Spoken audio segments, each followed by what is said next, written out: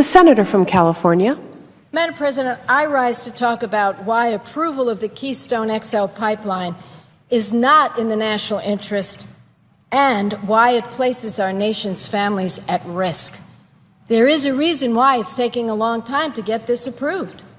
It's because it's very controversial, and there are some irrefutable facts that I think need to be laid on the table about this pipeline. I also want to say how discouraging it is to me to see a senator come here and offer an unrelated amendment that has to be seen, in my mind, as an attack on working people who happen to work for their country and try and derail this bill. It is wrong. And let's be clear, if a senator doesn't want to have health care here, take yourself out of it. If you don't think your staff deserves to have a health care benefit as an employer, you know what? Tell them they don't have to take it.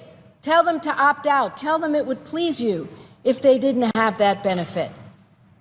But to see a good bill like this, shepherded by a great chairman, Ron Wyden, and two terrific senators here on this particular piece of legislation, Senators Shaheen and Portman, to see this bill get derailed because someone wants to attack working people is unfortunate, absolutely unfortunate. Now, let me just say, one of my colleagues said, this is all the people in America want the XL pipeline.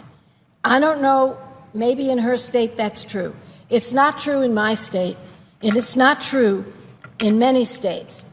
As a matter of fact, that's why there have been 1.2 million comments to the State Department from various public agencies and private parties, from Native American tribes and others. And I think when the president said on June 25th, our national interest will be served only if this project does not significantly exacerbate the problem of carbon pollution, that he was speaking the truth. Now, you'd have to be asleep for 10, 15 years to not believe that carbon pollution is dangerous to the planet. And Senator Whitehouse will follow with his comments on this.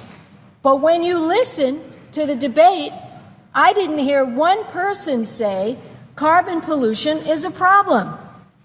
Now, the Keystone XL would ship one of the dirtiest fuels on the planet through America's heartland and through critical water supplies. It will significantly increase carbon pollution, and the oil will be exported to other countries. So to stand here and say, not even address the issue of pollution and not even admit that most of this oil will be exported, I just don't think is a fair argument.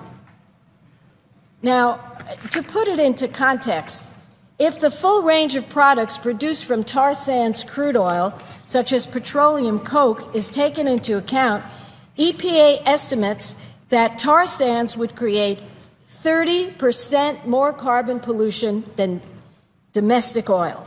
30% more. We'd see carbon pollution of over 18 million more metric tons, according to the State Department. Now, I'll close with this.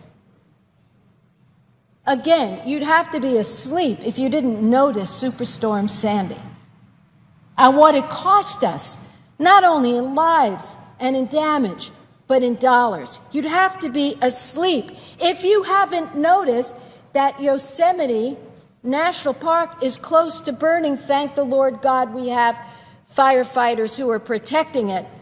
The fire is still burning.